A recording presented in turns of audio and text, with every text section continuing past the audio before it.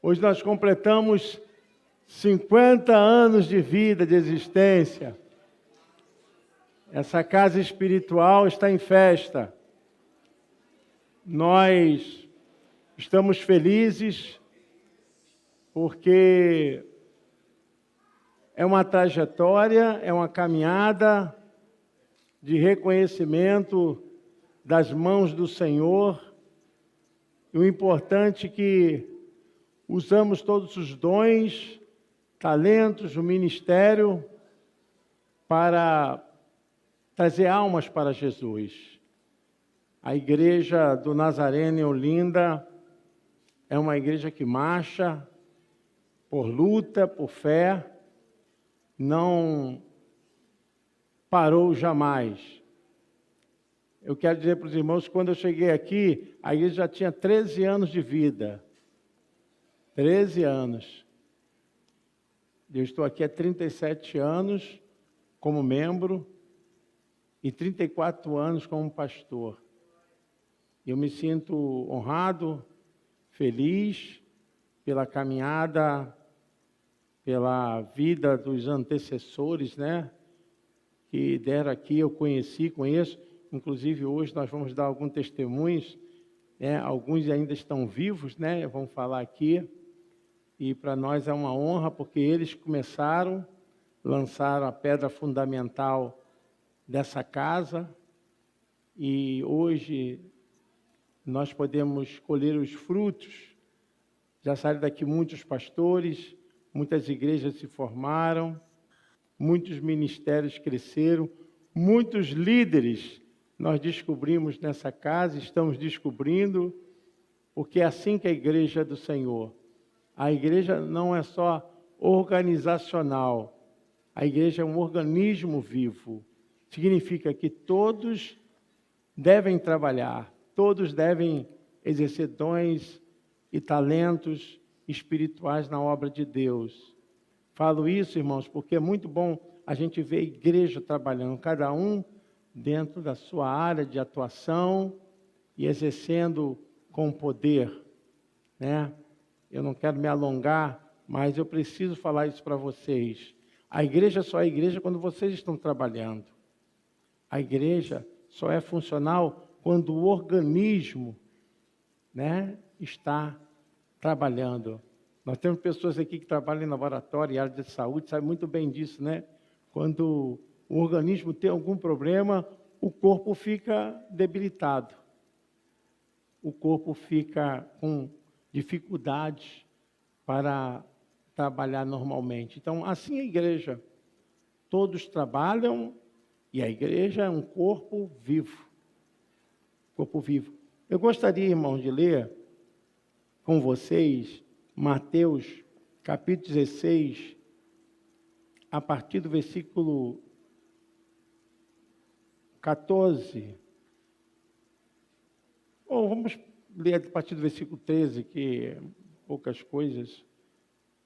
E chegando Jesus às partes de Cesareia de Filipe, interrogou os de seus discípulos, dizendo: quem dizem os homens ser o Filho do Homem? E eles disseram, uns João Batista, outros Elias, e outros Jeremias, ou um dos profetas.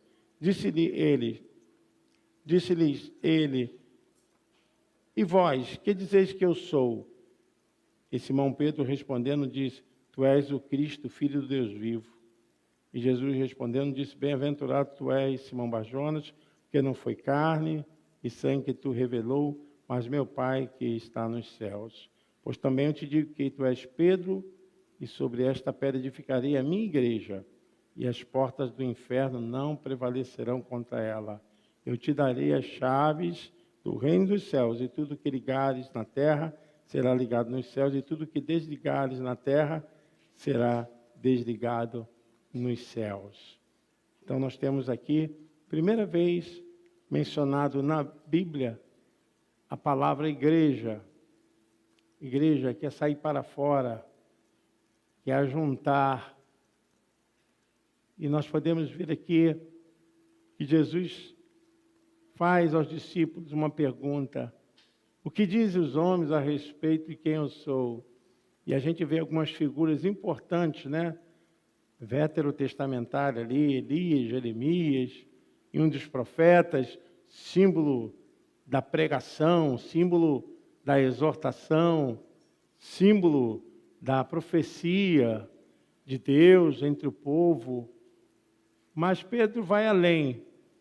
Pedro pega a palavra e diz: Tu és o Cristo, o Filho do Deus vivo. Então, evoca aqui uma autoridade maior para as figuras proféticas. E aquela revelação é tão forte que Jesus falou: olha, não foi ninguém que te revelou isso com conhecimento humano, não foi carne nem sangue. Só pode ter sido o Pai que está nos céus, o meu Pai que tu revelou. E aí é importante saber que a igreja está debaixo de uma autoridade espiritual. Amém? A igreja tem um poder sobrenatural. Porque o próprio Senhor Jesus Cristo falou que te darei as chaves do reino dos céus. Te darei as chaves do reino dos céus. Essa chave significa o quê? Significa poder para pregar, falar do arrependimento, falar da eternidade. Te darei poder para caminhar o povo para a minha palavra. Essas chaves do reino simbolizam a autoridade de Deus para os seus líderes, para os pastores, para a igreja, para exercer com influência, com autoridade, o caminho do eterno. E naquele momento, a igreja foi instituída como um organismo poderoso para evidenciar o poder e a glória do nome do Senhor na terra. E que fique, irmãos, assim, toda a igreja, ela só tem um legado. O legado da igreja é viver debaixo da autoridade do nome de Jesus. Toda a igreja tem que falar do reino dos céus, mostrar o caminho. Toda a igreja exerce o poder para revelar Jesus como Senhor, como Filho de Deus. Então, durante esses 50 anos plantados aqui, firmes nessa casa, foi porque nasceu a visão do reino dos céus. Tu és Pedro, e sobre esta pedra vai edificar a minha igreja. E a igreja é edificada pelo poder do nome de Jesus. Pedro, rocha pequena, pedra, rocha maciça. Então Jesus falou: olha, tu és Pedro, pedra pequena, e sobre essa rocha, sobre essa pedra maciça, você vai fundamentar o trabalho e a obra da minha igreja. E todos nós sabemos que aí nasceu a igreja. E a igreja foi realmente influenciada com o poder do Espírito Santo, lá em Atos capítulo 2, quanto à questão da descida do Espírito Santo. Aí foi a inauguração da igreja com o Espírito Santo. E nós estamos aqui, ainda vivendo essa influência da igreja com o poder da igreja primitiva. O poder é o mesmo, Deus é o mesmo, o Senhor é o mesmo. Deus usa quem? Pessoas abdicando-se de poderes dos homens e se dedicando ao poder dos céus. Deus usa pessoas humildes, pessoas simples, pessoas que se entregam, que estão realmente se colocando diante do altar, que abrindo seus corações, exercem poder. Cada um aqui tem poder, dons espirituais, talentos. Cada um aqui exerce autoridade para quê? Para fundamentar a igreja. Eu prego para edificar as pessoas com a pregação, mas tem outro que louva, que faz edificar através dos louvores, da boa voz, de uma condição que chama a atenção através dos instrumentos. Cada um tem uma função essencial no corpo. Outros ensinam, outros recepcionam, tem um dom de trabalhar com a chegada de cada pessoa na igreja. Cada um exerce uma função, outros trabalham com um trabalho físico, né? Pegar das coisas e transformar as coisas. Outros exercem cuidados para zelar pelo bem. Tudo isso já acontecia no período lá do Velho Testamento, quando eles cuidavam do tabernáculo. Tinha então ali um roteiro de trabalhos, tinha ali um horário para trabalhar, como deveriam fazer. A mesma coisa acontece com a igreja. Alguns com maior frequência, porque são mais jovens, mais habilidosos. Comentava aqui do irmão Antônio Luiz, e Deusi conheceu. Antônio Luiz, fundador dessa casa. Irmão Antônio, eu chegava a ir na casa dele para levar a Santa Ceia, ele já não podia vir mais para a igreja, ele morava aqui na Manuel Reis, lá na frente, perto do posto de gasolina. Ia lá, conversava com ele, ele falava assim: pastor, eu não posso trabalhar porque eu estou cansado, eu estou velho. Realmente, ele era um homem cansado, já idoso, e falava assim: quanto é uma diária de um servente de pedreiro? Aí eu falava para ele, falou: não, pastor, eu quero pagar a diária do servente do pedreiro, ele vai trabalhar no meu lugar. E a gente via, né? Quanta dedicação, quanto amor. O irmão Antônio Luiz, e aí outros irmãos também. Aqui eu não quero diminuir ninguém, mas a gente tem Elza Pimentel, pastor Feitosa, irmã Deusi, irmã Marlene Feitosa. São pessoas fundadores dessa casa que eu conheci, né? Pastor Veloso Soares, irmã Laura, Laurinha sempre é lembrada todos os dias aqui, muito bem lembrada. E a gente vive hoje o que alguns plantaram lá no início. Edificaria a minha igreja e as portas do inferno não prevalecerão. E a obra foi seguindo, a obra foi crescendo, e a obra não parou. E essa obra é de Deus, ela não vai parar, ela não pode parar. E é assim que a igreja deve caminhar. Foi o que Jesus falou para os seus discípulos, dizendo: e as portas do inferno não prevalecerão contra a casa do Senhor.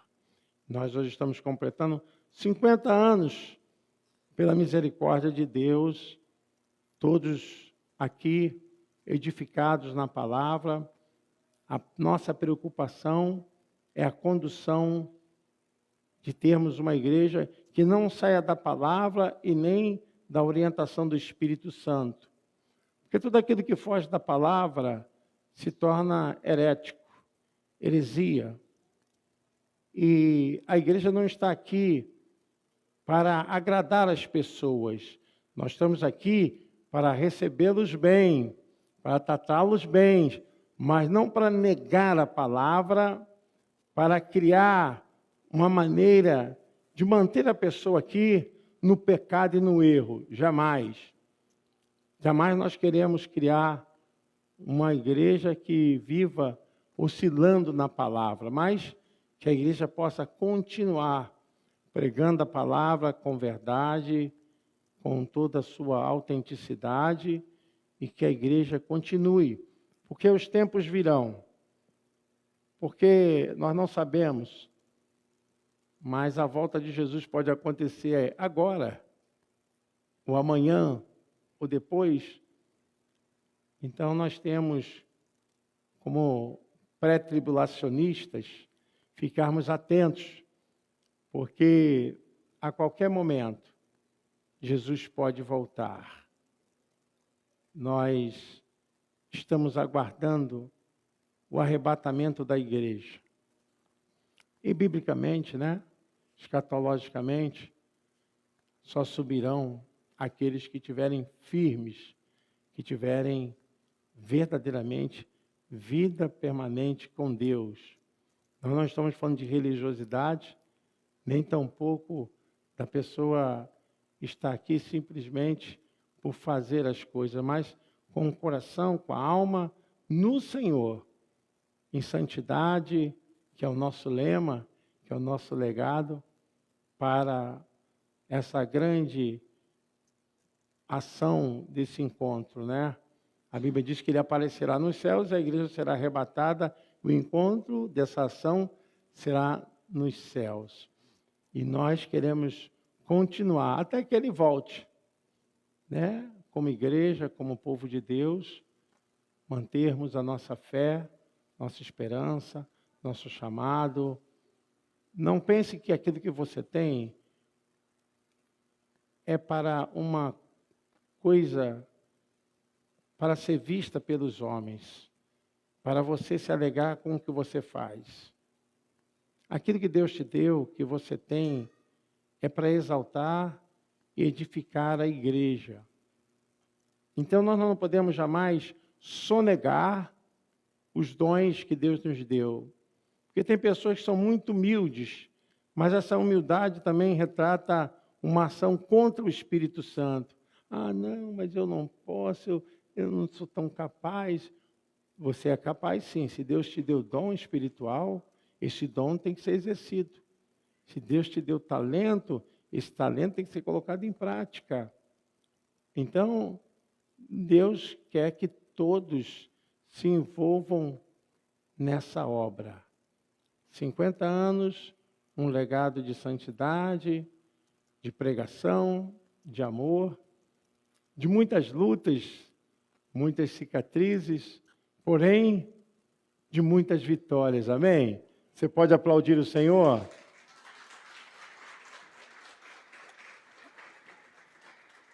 É o ano do jubileu dessa igreja. É um ano de alegria. A gente poder ver aqui algumas pessoas que estão desde o começo dessa obra. Muito bom ver aqui a Matilde. Deus abençoe, Matilde. Glorinha Vieira. Irmã Maria Alice, que não está mais aqui, também muito contribuiu para essa casa espiritual. Irmã Maria Alice é a mãe da irmã Matilde. Uma pessoa que muito singela, muito simples, mas tinha um amor muito grande por essa obra, desde o tempo do pastor Veloso, e pegou também a minha gestão. Eu sou grato a Deus pelos que aqui passaram, viveram, deram suas vidas, e com certeza, irmãos, eles estão hoje como testemunhas diante de Deus para cada um de nós continuarmos essa obra.